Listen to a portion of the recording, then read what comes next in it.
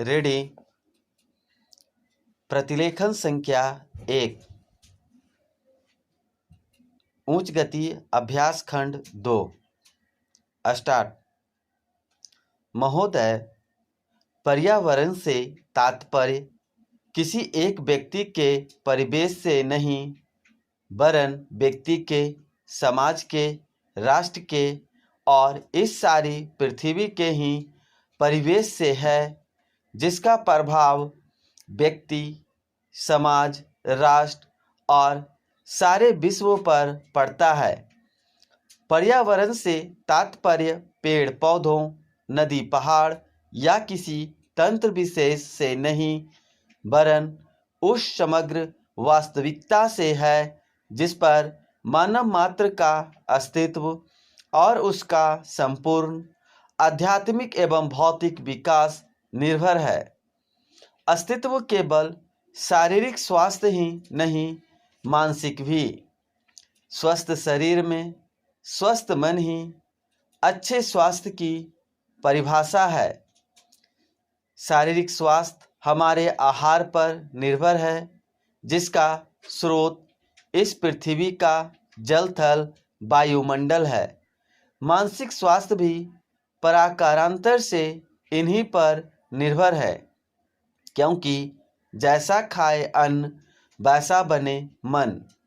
स्वस्थ जीवन पर सबसे अधिक प्रभाव हमारे चिंतन का, हमारी परंपराओं का और उन सब परिस्थितियों का पड़ता है जो हमारे ऊपर आरोपित हैं या की गई हैं या की जा रही हैं।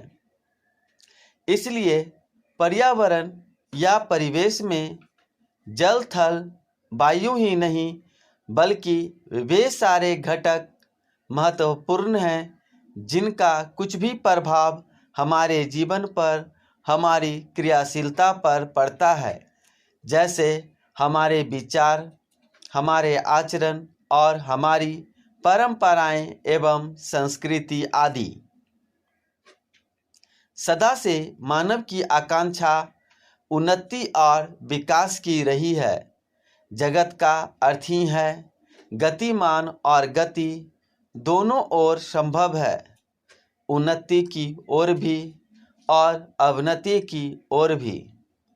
पहली को हम प्रगति कहते हैं, दूसरी को अगति, विगति, अधोगति या दुर्गति कह सकते हैं।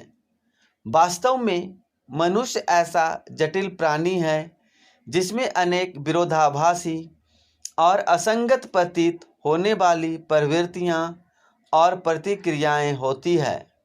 वह कानून और व्यवस्था की मांग करता है, किंतु चलचित्र, दूरदर्शन आदि में स्वतः भड़की हिंसा या खेलों में युक्तिपूर्वक की गई हिंसा अथवा अनीति से मंत्रमुग्ध भी हो जाता है। मनुष्य अपनी ही जाति या वर्ग के व्यक्तियों के प्रति प्रायः बहुत अधिक प्रतिद्वंद्वी होता है, किंतु कोई बाहरी खतरा उपस्थित होने पर उनके प्रति हद से ज़्यादा सहयोगी बन जाता है। वह सड़कों पर या युद्धों में सामूहिक विनाश के प्रति उदासीन रहता है, किंतु किसी खान में फंसे हुए एक व्यक्ति या किसी कुएं में गिरे हुए एक बालक की रक्षा करने के लिए ढेरों साधन जुटा लेता है। कुछ विद्वान कहते हैं कि मनुष्य बंदर की संतान हो या न हो, किंतु उसमें खालिस बंदर की द्वैध प्रकृति प्रायः ही होती है।